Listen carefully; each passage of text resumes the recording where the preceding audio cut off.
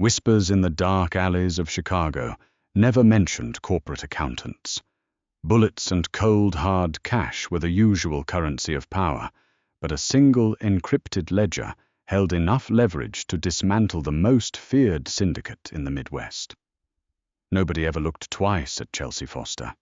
Carrying 240 pounds on a 5'4" frame society had cruelly relegated her to the invisible background, labeling her the girl no one wanted. They made a fatal miscalculation. When a ruthless crime lord realized her brilliant mind was the only thing standing between his empire and utter destruction, invisibility transformed into a lethal, all-consuming obsession. Fluorescent lights hummed a monotonous, soul-draining tune above the sprawling cubicle maze of Oak Haven Financial Group.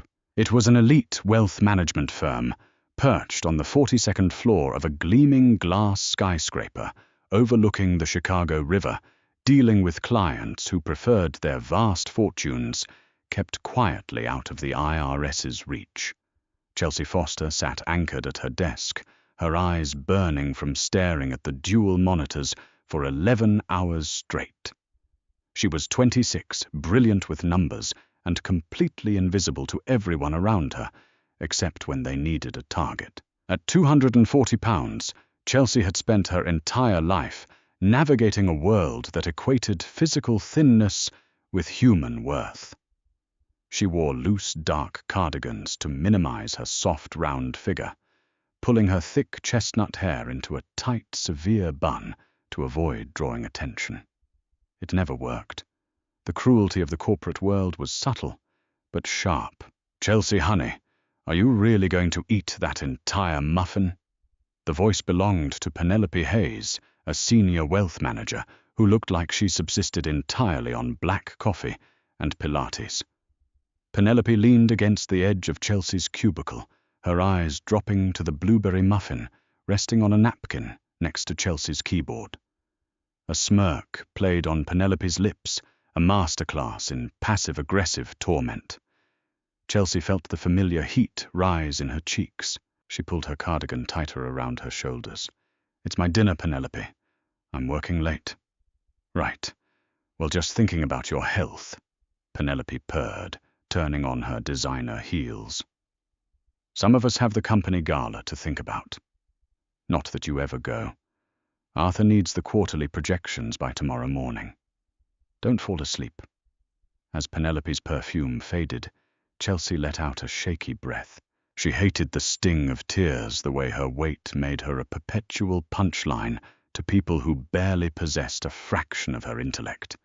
She was a senior forensic auditor, holding a master's degree from Northwestern University, yet Arthur Sterling, the managing partner of Oak Haven, paid her half of what her male colleagues made and kept her hidden in the back office. She was the firm's secret weapon, the workhorse who untangled the most complex financial knots. But she was never invited to client dinners. She didn't fit the aesthetic of Oak Haven. Pushing the muffin aside, Chelsea turned her focus back to the SAP accounting software on her screen. She had been tasked with a routine internal audit of a portfolio belonging to a shell corporation named Corsa Holdings. Arthur had explicitly told her to just rubber stamp the reconciliation, claiming it was an old legacy account transferring funds to a real estate firm in Miami. But Chelsea's brain didn't work like that. She saw patterns where others saw chaos. At 11:45 p.m., the office entirely empty Chelsea found the anomaly. It started as a minor discrepancy, a fraction of a percentage point in currency conversion fees routed through a server in the Cayman Islands. But as Chelsea dug deeper, bypassing Oak Haven's internal firewalls with a few lines of code she had written herself, the rabbit hole opened up. Corsa Holdings wasn't a real estate firm. It was a massive, sophisticated laundering operation. Chelsea's heart began to hammer against her ribs. She pulled up the wire transfer logs from the past 4 years. Tens of millions of dollars were being systematically filtered from illicit cash businesses, casinos, private sanitation companies, and shipping ports scrubbed clean through high-yield stock trades and deposited into offshore accounts. And then she saw the name buried deep in the metadata of a heavily encrypted PDF invoice. Coleman. A cold sweat broke out across Chelsea's neck. Everyone in Chicago knew who the Coleman family was. They weren't just organized crime. They were a corporate syndicate, a shadow government that controlled politicians, judges, and half the unions in the state. And Arthur Sterling, her pompous, condescending boss, was personally signing off on the laundering of their money. Worse, Chelsea realized as she stared at the screen, Arthur had been making mistakes. The recent transfers were sloppy. Millions were unaccounted for bleeding out into a secondary hidden account under Arthur's own credentials. Arthur was skimming from the mafia. Panic seized Chelsea's chest. She was staring at a death sentence. If the Colemans found out Arthur was a dead man. If Arthur knew she had seen this, she was a dead woman. She immediately began downloading the raw data onto a secure, encrypted flash drive she kept on her keychain. Her fingers trembled violently, misstriking the keys. She had to protect herself. She needed insurance. Just as the progress bar hit 99%, the heavy glass doors at the front of the office clicked open. The sound of heavy footsteps echoed on the marble floor. Chelsea froze, her breath catching in her throat. She yanked the flash drive from the port, shoved it into her bra, and quickly minimized the windows on her screen, pulling up a standard Excel spreadsheet just as Arthur Sterling rounded the corner. Arthur's tie was loosened, and he smelled faintly of scotch and expensive cigars. He stopped when he saw Chelsea, his eyes narrowing in suspicion. "Foster, what the hell are you still doing here?" he demanded, his voice slurring slightly. You asked for the quarterly projections by morning Mr. Sterling." Chelsea stammered, hating how small her voice sounded. Arthur's gaze darted to her monitors. "Did you finish the Corsa reconciliation?" Chelsea swallowed hard, forcing her face to remain completely blank. "Yes, everything balanced perfectly. Just a routine transfer." Arthur stared at her for a long, agonizing moment. Chelsea prayed he couldn't hear the frantic beating of her heart. Finally, a greasy smile spread across his face. "Good girl. Keep your head down, do the math, and leave the big picture to the adults. Go home, Foster." Chelsea grabbed her purse and practically fled the building, the cold metal of the flash drive pressing against her skin, burning like a brand. She didn't know it yet, but her invisible life was already over. Tuesday morning brought a suffocating, unnatural tension to the executive floor of Oakhaven Financial. The usual arrogant swagger of the brokers and wealth managers was entirely absent. Instead, there was a palpable, frantic terror. Chelsea sat at her desk, nursing a terrible headache. She hadn't slept a wink. She had spent the night staring at the ceiling of her cramped apartment in Logan Square, trying to decide whether to run, go to the FBI, or pretend she had seen nothing. At 10:00 a.m., the atmosphere shifted. 4 massive men in impeccably tailored dark Italian suits stepped off the private elevator. They moved with a silent, synchronized lethality that instantly silenced the bullpen. Following them was a man who seemed to suck all the oxygen out of the room, Darby Coleman. He was 34, devastatingly handsome, and entirely terrifying. He didn't look like a street thug. He looked like a ruthless Fortune 500 CEO. His sharp jawline was covered in a faint shadow of stubble, and his dark, piercing eyes scanned the room with the cold calculation of an apex predator. He wore a bespoke charcoal suit that clung to broad, muscular shoulders, radiating power and an underlying, coiled violence. Arthur Sterling practically fell out of his glass-walled office, his face the color of spoiled milk. "Mr. Coleman, we weren't expecting you." "Clearly, Arthur," Darby said. His voice was a low, smooth baritone that sent a shiver down Chelsea's spine, even from across the room. "We have a problem with the ledger, specifically a discrepancy of $4.2 million. My accountants tell me your systems are leaking." Arthur began to sweat profusely. "There must be a mistake, a software glitch. I can assure you every penny is accounted for." "I don't deal in glitches, Arthur," Darby replied softly. "I want to see the person who handled the Corsa file. Now." Chelsea felt the bottom drop out of her stomach. Arthur's panicked eyes swept the room and locked onto her cubicle. He was going to use her as the scapegoat. He was going to feed her to the wolves. "Foster!" Arthur barked, his voice cracking. "Get in here! Bring the Corsa files!" Every eye in the office turned to Chelsea. Penelope covered her mouth, trying to hide a smirk, undoubtedly thinking Chelsea was about to be fired for incompetence. Chelsea stood up, her knees knocking together. She felt huge, clumsy, and entirely exposed under the sudden scrutiny. She gathered the thick file folders, her hands shaking, and walked toward the glass conference room.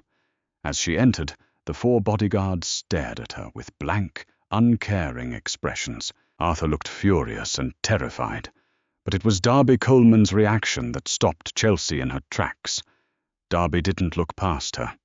He didn't avert his eyes in disgust or look at her with the polite, strained tolerance she was used to from attractive men. Instead, his dark eyes locked onto hers, and a strange, intense spark ignited in his gaze. He took in her flushed, rounded cheeks, the frantic pulse beating at the base of her throat, the soft, generous curves hidden beneath her oversized sweater. He tracked her movements with an unblinking, predatory focus. "This is Chelsea Foster," Arthur sneered, throwing her under the bus immediately. "She's a junior auditor. She handled the reconciliation. If there is a mistake, Mr. Coleman, it was her incompetence. I'll have her terminated immediately." Chelsea felt a hot flash of anger cut through her terror. "I am a senior forensic auditor," she corrected, her voice trembling but surprisingly firm, "and there was no mistake in my reconciliation." Arthur glared at her. "Shut up, Chelsea." Darby raised a single-gloved hand. The room fell instantly, deathly silent. He slowly walked around the mahogany conference table until he was standing just inches from Chelsea. He was incredibly tall, forcing her to tilt her head back to look at him. He smelled of cedarwood, expensive bergamot, and danger. "You say there was no mistake, Miss Foster," Darby murmured, leaning in slightly. "No, sir." Chelsea breathed, her heart hammering wildly. "The ledger balances on the front end, but the routing numbers attached to the offshore clearinghouse have been manually altered. The money didn't vanish. It was diverted." Arthur gasped. "She's lying. She doesn't know what she's talking about. She's a nobody." Darby, just look at her. Before Arthur could finish the sentence, Darby moved with terrifying speed. He grabbed Arthur by the throat of his custom shirt and slammed him backward against the glass wall of the conference room. The glass shuddered violently. "Do not ever," Darby hissed, his voice dropping to a demonic whisper, "interrupt her again, and do not disrespect her in my presence." Chelsea gasped, stepping back. Darby released Arthur, who collapsed, coughing onto the floor. Darby casually adjusted his cuffs, turning his full, overwhelming attention back to Chelsea. The coldness in his eyes melted into something far more dangerous, profound, consuming fascination. "You found the diversion," Darby stated. It wasn't a question.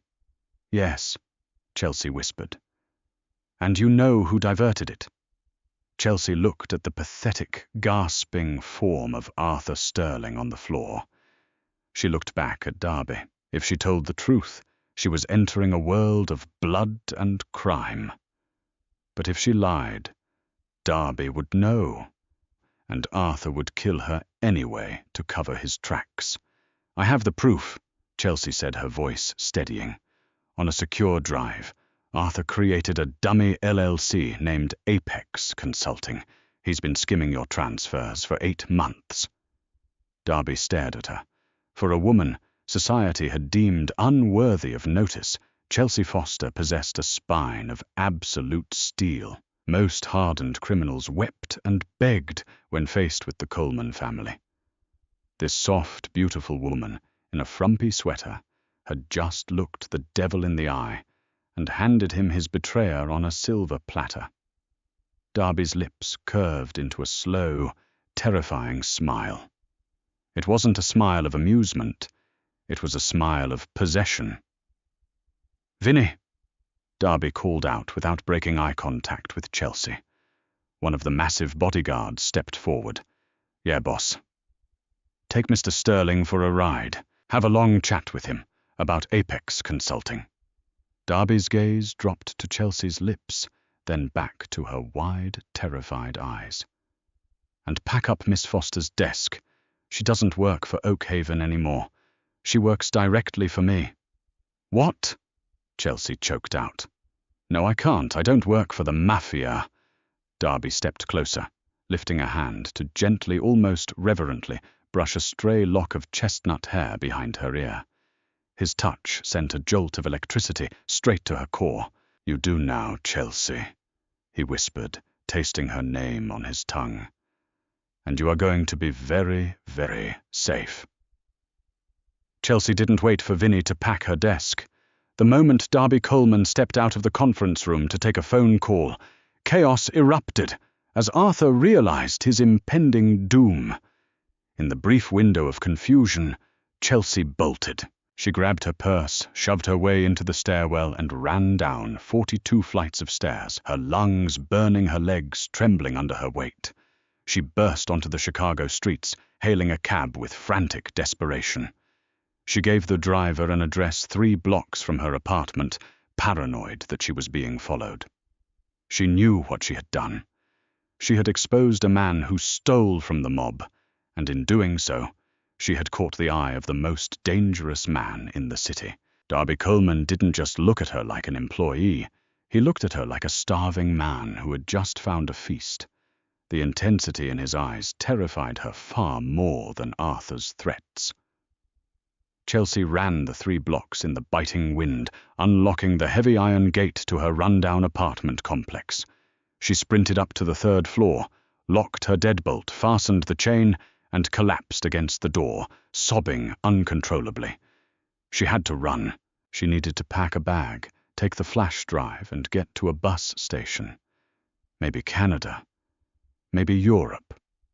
She pushed herself off the floor and rushed to her bedroom, dragging a duffel bag from the closet. She started throwing clothes into it, haphazardly. Sweaters, jeans, whatever her hands touched. Crack.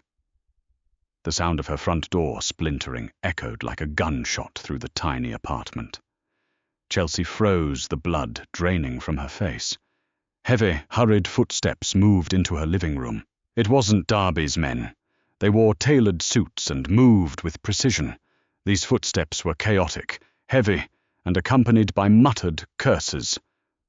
"Find the fat bitch and find the drive," a rough voice growled. "Sterling wants it done clean." Arthur. Arthur hadn't been taken by Vinny yet, or he had managed to make a phone call before they grabbed him. He had sent a clean-up crew to silence her before Darby could officially take her under his wing. Chelsea panicked. She looked around her bedroom. There was no fire escape. The window dropped 3 stories to a concrete alley. She backed into the corner, grabbing a heavy brass lamp from her nightstand, clutching it to her chest like a pathetic shield. The bedroom door was kicked open.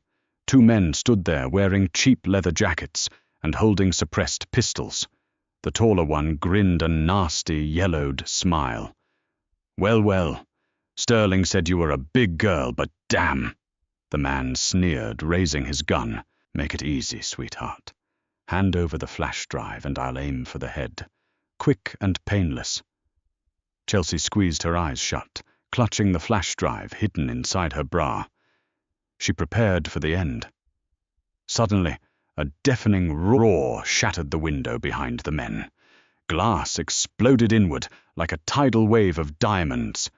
Before the hitmen could even turn, 3 rapid silenced gunshots, thwip, thwip, thwip, punched through the air. Chelsea screamed, dropping the lamp and covering her ears.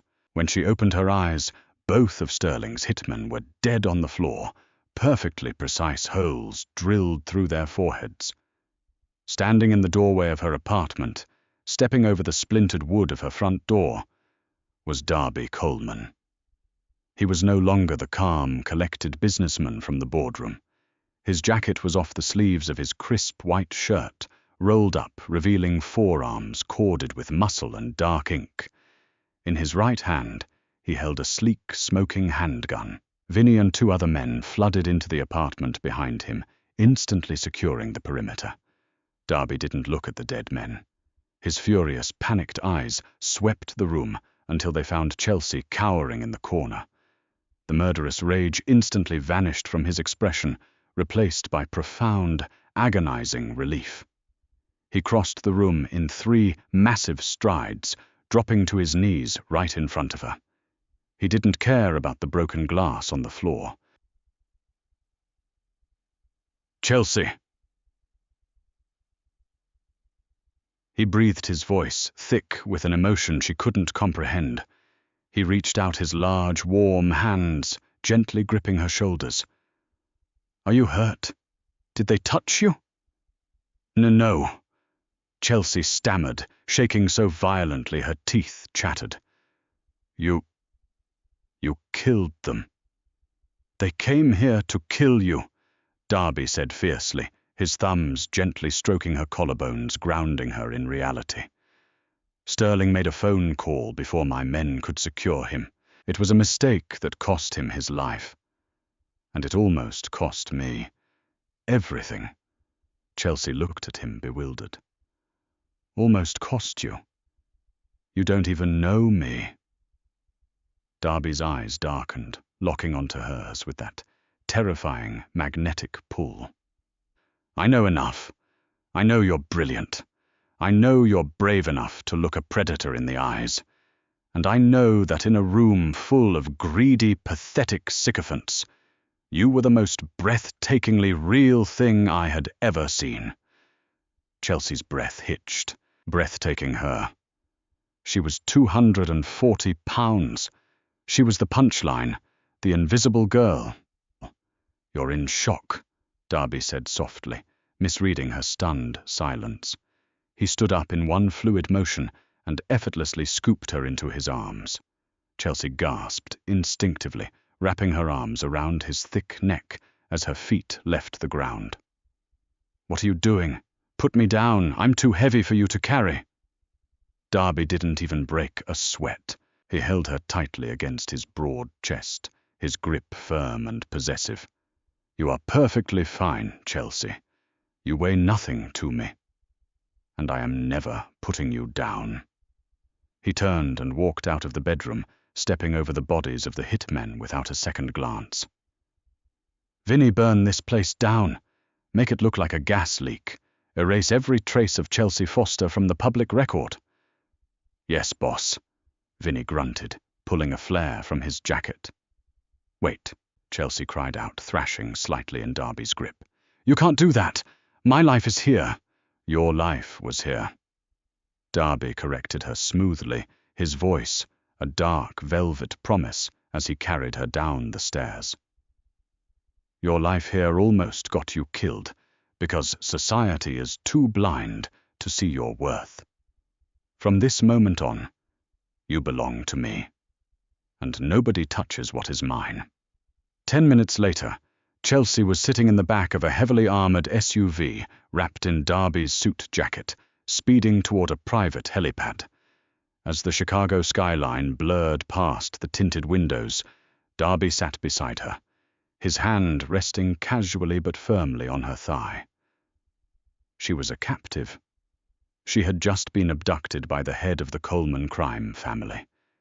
Yet as she looked at his profile, illuminated by the passing streetlights, Chelsea realized the most terrifying truth of all. For the first time in her life, she felt entirely seen, entirely valued, and dangerously, intoxicatingly safe. The invisible accountant was dead. The Mafia Boss's obsession had just been born. Turbulence rattled the cabin of the Augusta Westland AW-109 helicopter as it swept across the pitch-black expanse of Lake Geneva, Wisconsin. Chelsea gripped the leather armrest, her knuckles turning white. Below them, a sprawling, fortress-like estate emerged from the dense pine forests, illuminated by high-grade perimeter floodlights and armed patrols. It looked less like a vacation home and more like a militarized compound for a sovereign nation. Darby sat across from her, a crystal tumbler of Macallan 25 in his hand, watching her with that same unsettling, unwavering intensity. He hadn't looked away for the entire 45-minute flight from Chicago. "Relax your grip, Chelsea," Darby murmured, his voice cutting through the noise of the rotors via her Bose headset. "You're cutting off the circulation in your hands." "You kidnapped me," Chelsea shot back, her voice shaking but defiant. "Forgive me if I'm not entirely relaxed." "I relocated you," he corrected smoothly. "Kidnapping implies I plan to ask for a ransom. But there isn't enough money in the Federal Reserve to make me give you back." The helicopter touched down gently on a reinforced concrete pad. Darby was out of his seat, instantly offering his hand. When Chelsea hesitated, he didn't force her, simply waiting with the patience of a predator who knew its prey had nowhere else to go. Reluctantly, she placed her hand in his. His grip was warm, calloused and engulfing. Inside the estate, the sheer magnitude of Coleman's wealth hit Chelsea like a physical blow. The foyer was a masterpiece of imported Italian marble-vaulted ceilings and priceless Renaissance art. A team of staff stood at attention, their eyes strictly averted to the floor. "Matteo!" Darby barked to a rugged silver-haired man wearing a tailored three-piece suit. "Is the East Wing secured?"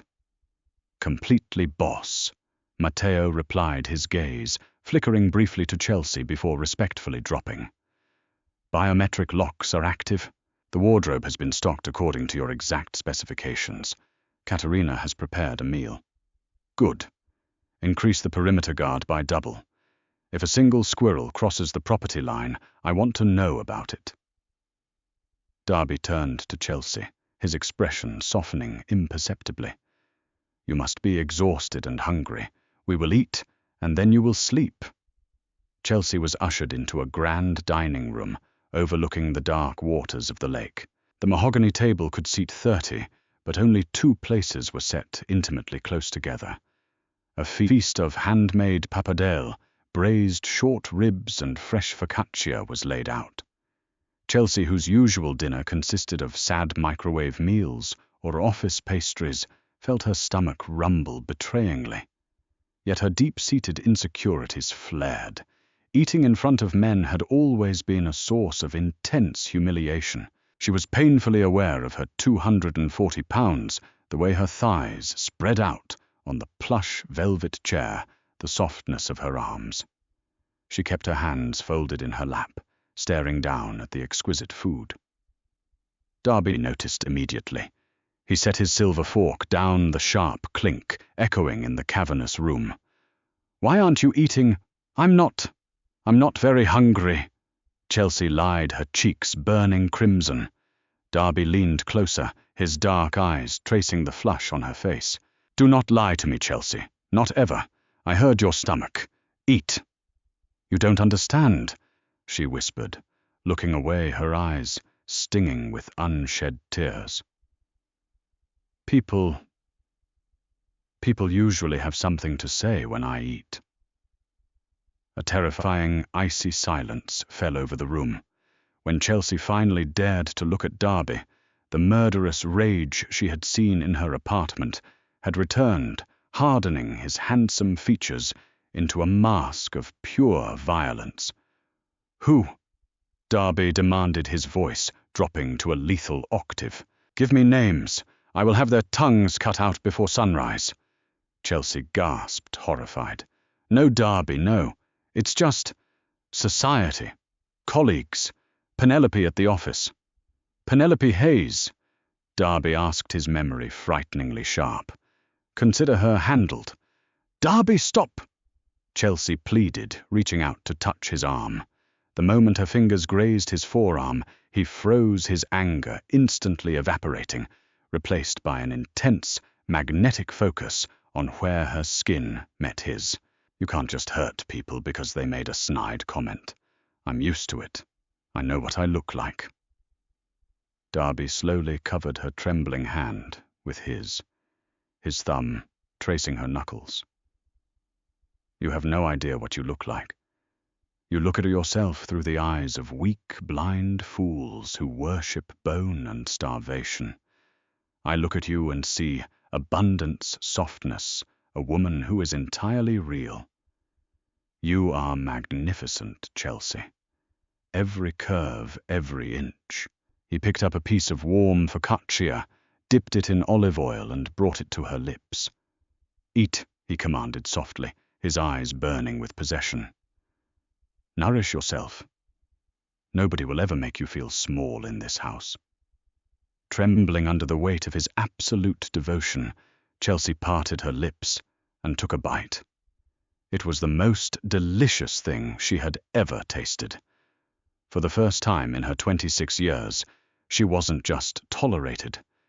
She was worshipped. Morning light filtered through the heavy silk drapes of Chelsea's sprawling suite.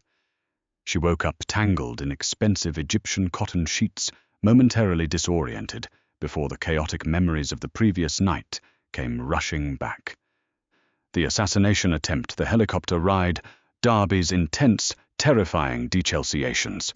She threw off the covers and walked into the massive walk-in closet Matteo had mentioned. It was filled with designer clothing, Brunello Cucinelli, cashmere sweaters, silk blouses, tailored trousers, all perfectly tailored to her exact plus-size measurements. These weren't baggy, shapeless clothes meant to hide her body, but elegant garments designed to accentuate and celebrate her generous curves. Darby hadn't just stocked a closet, he had studied her frame meticulously. Dressing in a soft burgundy cashmere sweater and black trousers, Chelsea ventured out of her suite. 2 heavily armed guards stationed at her door immediately snapped to attention, falling into step exactly 10 paces behind her as she navigated the labyrinthine corridors. She found Darby in a state-of-the-art command center situated deep beneath the main house. Walls of monitors displayed global financial markets, shipping routes out of the port of Chicago, and live security feeds. He was barking orders in rapid-fire Italian into a secure satellite phone, but the moment Chelsea entered, he abruptly ended the call. "Did you sleep well?" Darby asked, his eyes sweeping over her outfit with visible primal approval. "As well as a hostage can," Chelsea replied, colmang her arms defensively. "What happens now, Darby? I can't just live in a golden cage forever. I have a life. I have an aunt in Florida who will worry. Your aunt received a secure wire transfer of $2 million this morning, along with a notarized letter from you stating you accepted a high-clearance government auditing job overseas." Darby stated calmly, pouring her a cup of freshly brewed espresso from an industrial machine. "As for your life, it is here now, but you won't be idle." He gestured to a high-end workstation, outfitted with 4 massive curved monitors and a mechanical keyboard. "I didn't just bring you here to protect you, Chelsea. I brought you here because you possess a mind I desperately need." Chelsea stepped closer to the monitors, her professional curiosity warring with her moral outrage. "What is this?" "The complete financial network of the Moretti family." Darby explained, his expression hardening into cold stone. "They are a rival syndicate encroaching on my East Coast ports. They use a proprietary blockchain system and AES 256 encryption to launder their money and pay their hitmen. My cyber division has been trying to crack it for 6 months. They failed. And you think I can? Chelsea asked, staring at the cascades of raw, encrypted data. You bypassed Oakhaven's internal firewalls, which cost me $10 million to install, using a few lines of code, while eating a blueberry muffin. Darby said, a rare, genuine smirk gracing his lips. I know you can. Chelsea sat down in the ergonomic leather chair. The challenge was intoxicating. For years she had been given mundane tasks, her brilliance stifled by Arthur's fragile ego, and a corporate world that judged her on her BMI rather than her IQ. Now she was being handed the ultimate, most dangerous puzzle. If I do this, Chelsea said, not looking away from the screens, if I map their entire financial structure and expose their vulnerabilities, what do I get? Darby leaned over the chair, his solid chest brushing lightly against her shoulder. The heat radiating from his body was entirely distracting. Anything you desire, Chelsea. Name your price. I want my freedom, she said, finally looking up into his dark, dangerous eyes. Darby's jaw tightened, a muscle feathering in his cheek. The possessive fire in his gaze flared hot and unyielding. I will give you the world, Chelsea. I will give you wealth, power, and protection, but you will never leave me. Ask for something else. Realizing she had pushed against an impenetrable steel wall, Chelsea turned back to the monitors. Over the next 2 weeks, the underground command center became her domain. She worked relentlessly, unraveling the Moretti family's complex web of shell companies, cryptocurrency tumblers, and offshore dummy corporations. Darby was a constant looming presence. He brought her meals himself, refusing to let her skip eating. He would massage her tense shoulders during long hours, his firm touch becoming a terrifyingly comforting addiction that she craved. However, on the 15th day, Chelsea found something that made the blood in her veins freeze. She had finally managed to decrypt the core Moretti ledger, tracing a massive structured payout of $50 million. But the money wasn't going to a Colombian cartel or a corrupt Illinois politician. It was bouncing back into Chicago. Specifically, it was being routed into a holding company heavily invested in by Darby's own organization. Chelsea's fingers flew across the keyboard, cross-referencing the routing numbers with the internal files Darby had given her. The puzzle pieces clicked together with horrifying clarity. Darby wasn't just fighting the Morettis. He was being betrayed by someone deep inside his own inner circle. Someone who was feeding the Morettis his shipping schedules and taking $50 million in blood money as compensation. Chelsea pulled up the final layer of metadata, praying to God she was wrong. The name of the holding company's primary beneficiary decoded on the screen in glaring green text. Lorenzo Coleman, Darby's younger brother. Chelsea shoved her chair back, her heart hammering wildly against her ribs. Lorenzo was Darby's second-in-command, the man who ran the lucrative ground operations in the city. If she showed this to Darby, she would be igniting a bloody civil war within the Mafia family. You stopped typing. Chelsea jumped, a scream caught in her throat. She hadn't heard Lorenzo enter the room. He stood in the doorway of the command center, a suppressed Glock 19 hanging loosely in his right hand. Lorenzo shared Darby's dark, handsome Italian features, but his eyes were empty, devoid of soul, and incredibly cruel. You're a very smart girl, Chelsea, Lorenzo sneered, stepping into the room and locking the heavy steel door behind him. Too smart for your own good. I told Darby it was a mistake bringing an outsider into the family. A fat little accountant playing with the big boys. Chelsea slowly stood up, trying to keep the massive desk between them. You're the mole. You're selling out your own brother to the Morettis. Business is business, Lorenzo said smoothly, raising the gun. Darby has gotten soft. He's obsessed with you instead of running the empire. Once I put a bullet in your head, I'll tell him you were a spy for the FBI. He'll be heartbroken, but he'll recover. And I'll take my rightful place as the head of the family." Lorenzo aimed the gun precisely at her chest. "Say goodbye, Piggy." Chelsea squeezed her eyes shut, waiting for the fatal impact. Suddenly, the reinforced steel door of the command center groaned violently.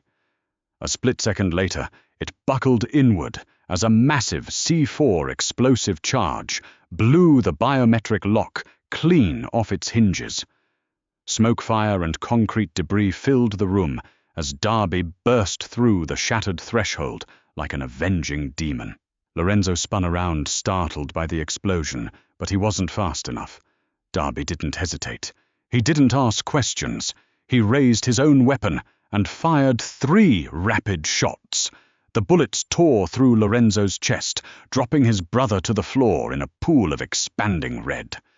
Chelsea collapsed against the desk, hyperventilating, as the deafening echoes of the gunfire rang in her ears. Darby threw his gun aside and sprinted to her, crushing her into his chest. He was shaking his massive frame, trembling with a lethal adrenaline crash. He buried his face in her thick chestnut hair, breathing her in like oxygen. "Are you hurt?" Darby demanded, pulling back just enough to inspect every inch of her face, his hands frantically checking her body for wounds. "Chelsea, look at me. Did he hurt you?" "No." Chelsea sobbed, burying her face against his chest, her resistance finally breaking as she gripped his shirt. "He didn't fire. You got him." Darby pulled her tighter, kissing the top of her head with desperate, reverent fervor. He looked down at his own brother's lifeless body, his expression entirely devoid of grief, replaced only by a chilling, absolute ruthlessness. "Nobody threatens what is mine," Darby whispered fiercely into her ear, the vow echoing in the ruined room. "Not my enemies, not my blood. Nobody." Gunpowder hung heavy in the subterranean air, a bitter perfume masking the monumental shift in power that had just occurred. Lorenzo Coleman lay motionless on the cold concrete, a stark reminder of the absolute, terrifying loyalty Darby commanded. Vinny and Matteo arrived within 90 seconds of the blast, their faces impassive as they surveyed the ruined biometric door and the dead underboss. "Clean it up," Darby ordered, his voice devoid of any familial grief. He didn't look at his men. His entire focus remained anchored on Chelsea, whose face was buried in his ruined, soot-stained shirt. "And initiate a total lockdown. If Lorenzo was moving money to Salvatore Moretti, he likely compromised our perimeter." Chelsea trembled, but as Darby's solid heartbeat thumped steadily against her cheek, a profound realization washed over her. She had spent her entire life trying to shrink, attempting to apologize for taking up space in a world that demanded she be small, invisible, and silent. Yet here stood the most dangerous man in Chicago, a kingmaker who had just executed his own flesh and blood without a second thought, simply because Lorenzo had threatened her. Pulling back slightly, Chelsea looked up into Darby's dark, fierce eyes. The terrified, frumpy accountant from Oakhaven Financial was dead. The woman who stared back at the Mafia Boss was something entirely new. "I need to get back to the console," Chelsea said, her voice surprisingly steady, though her hand still shook slightly. Darby frowned, his grip tightening protectively around her thick waist. "Absolutely not. You are in shock. I am taking you upstairs to rest." "Darby, listen to me," Chelsea insisted, pushing gently against his chest. Lorenzo was arrogant, but he wasn't stupid. If he planned to kill me and take over, he wouldn't just leave the financial pipeline open. He was a systems guy. He would have built a failsafe. Matteo, standing near the ruined doorway, paused. "She might be right, boss. Lorenzo managed the encrypted communications with the New York syndicates." Darby's jaw set, but he released her, stepping back just enough to let her access the undamaged half of the workstation. "You have 10 minutes, Chelsea. Then I am carrying you upstairs myself." Chelsea sank back into the leather chair. She ignored the body being dragged out of the room and focused entirely on the cascading code. She bypassed Lorenzo's personal login, using a brute force decryption script she had written in college, delving into the deepest hidden partitions of the Coleman server. 5 minutes passed in tense, suffocating silence. The only sound was the rapid clatter of Chelsea's mechanical keyboard. Then the screens flashed an ominous, pulsing amber. "Found it." Chelsea breathed, her stomach plummeting. Oh God. He did build a failsafe. It's a dead man's switch tied to his biometric heartbeat monitor. When his heart stopped, a master executable file triggered. "What did it do?"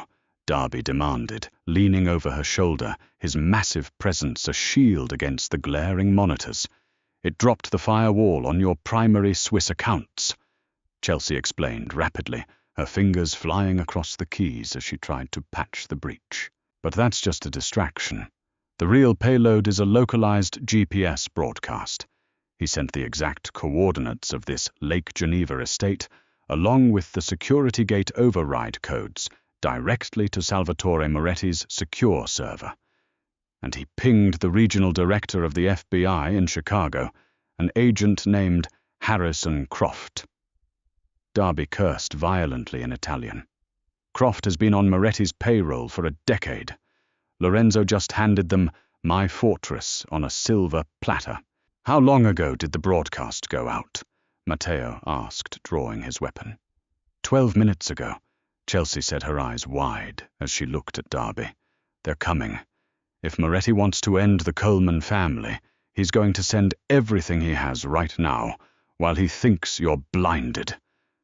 The compound's klaxon alarms suddenly began to shriek, a deafening mechanical howl that vibrated through the floorboards. "Perimeter breach!" Vinny yelled into his radio. "We have multiple heavily armed bogies in tactical gear advancing through the south tree line. They bypassed the outer gates." Darby didn't panic. He moved with the terrifying, calculated precision of a war general. He turned to Chelsea, grabbing her face gently between his large, rough hands. "Matteo is taking you to the panic room. It is reinforced with foot-thick titanium. You will lock the door, and you will not open it until you hear my voice." "Do you understand?" "No," Chelsea said. Darby blinked, visibly stunned by her defiance. "Chelsea, this is not a negotiation. Heavily armed hitmen are storming my home. And if you put me in a titanium box, you lose your only advantage." Chelsea fired back, her brilliant mind racing 10 steps ahead.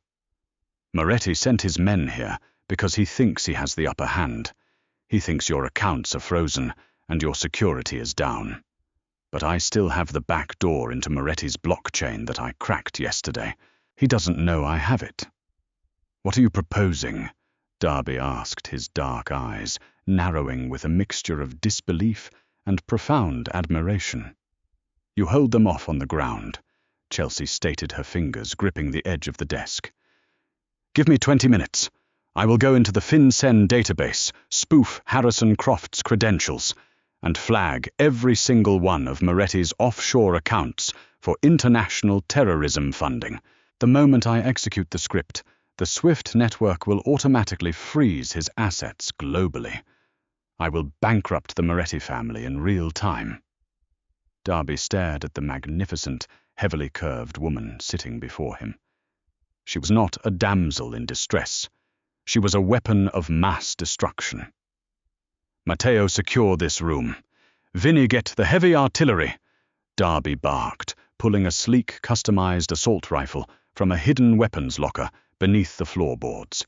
He leaned down and pressed a hard, bruising, desperately passionate kiss to Chelsea's lips.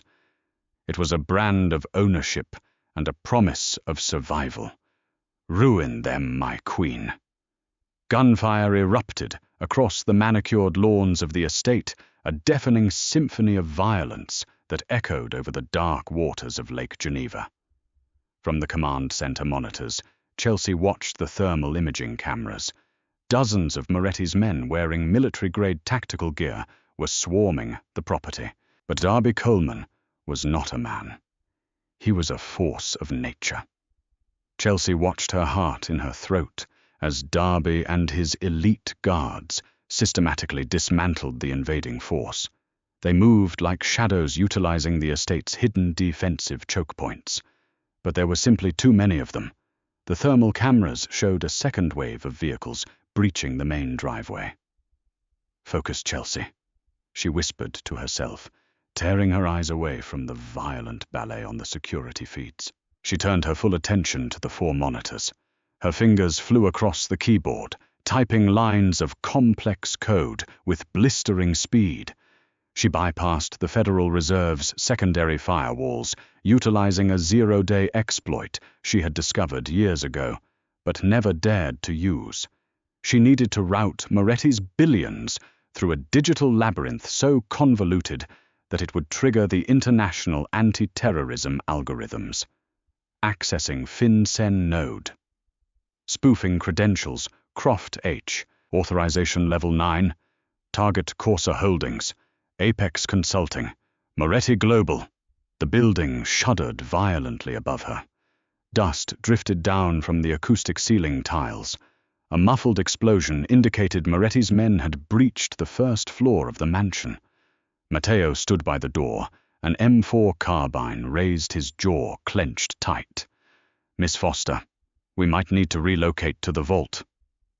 "2 more minutes," Chelsea shouted over the din sweat beading on her forehead.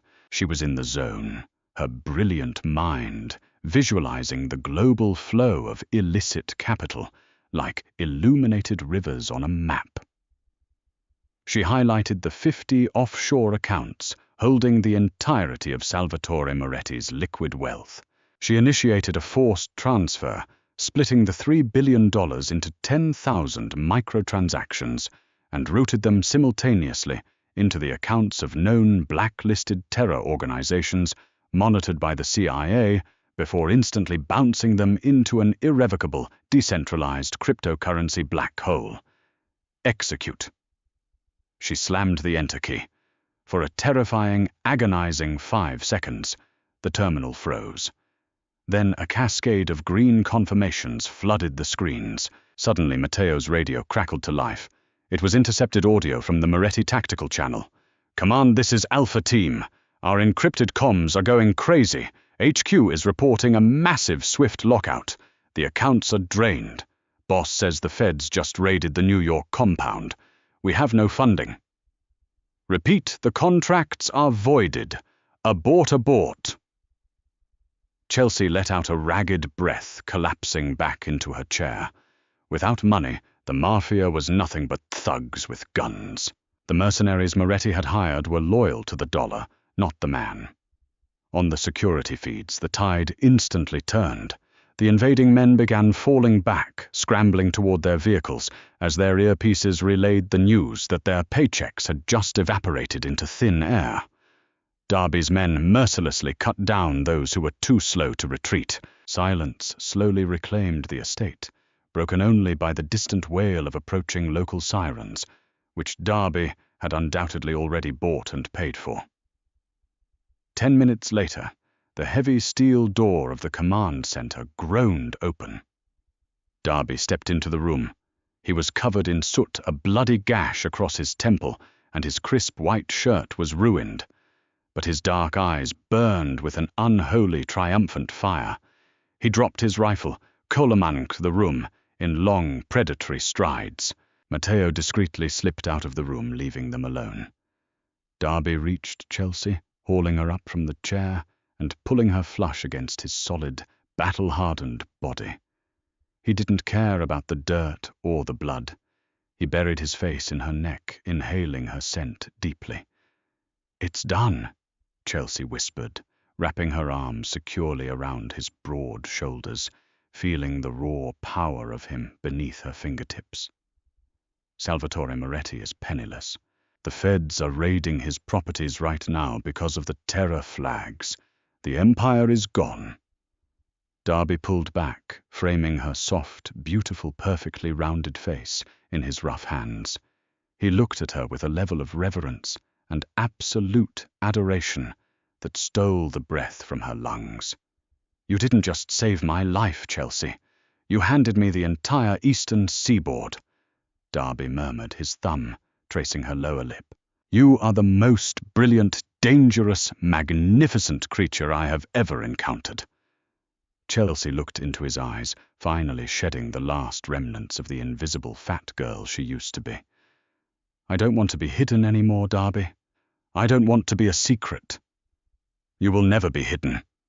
Darby vowed, his voice a low, thunderous rumble in the quiet room. Tomorrow I am taking you to the finest tailor's on the Magnificent Mile. We are buying out the Drake Hotel for a celebration.